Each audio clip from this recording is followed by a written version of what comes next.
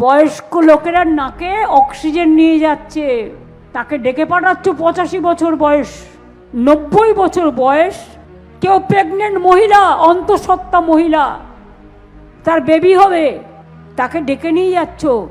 তাকে এতদিন বাদে এদেশে থেকে প্রমাণ করতে হবে সে এদেশের ভোটার কিনা।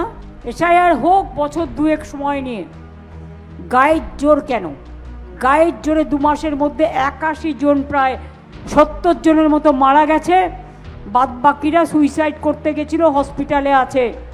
একবারও প্রাণ কাঁদে না, একবারও মন কাঁদে না, একবারও হৃদয় কাঁদে না, একবারও হৃদয়ে বিচ্ছলন হয় না, একবারও মনে আগুন জ্বালে না।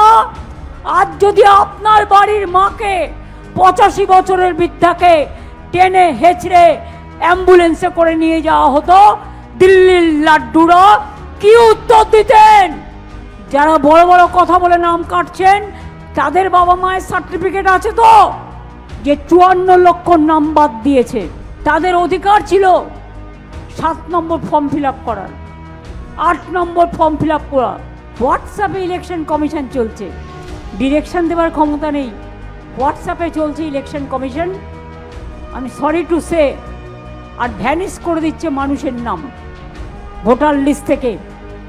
আমি বলি মানুষের অধিকার ভ্যানিশ হলে আপনারাও কিন্তু ভ্যানিশ হয়ে যাবেন, এইটুকু মাথায় রাখবেন। সবাই নিজের নামটা দয়া করে তুলবেন, তাতে একটু কষ্ট হলে হবে, কিন্তু নিজের অধিকার রক্ষার লড়াই এটা। এ লড়াই বাঁচার লড়াই, এই লড়াই বাঁচতে হবে।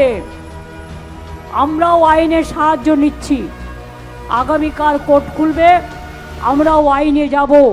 এত মানুষের মৃত্যু, এত মানুষকে যেভাবে হ্যারাস করেছে তার বিরুদ্ধে, এবং প্রয়োজন পড়লে আমি নিজেও পারমিশন চাইব, দরকার হলে আমিও সুপ্রিম কোর্টে গিয়ে মানুষের হয়ে আমি প্লিড করব, আমি মানুষের হয়ে কথা বলবো।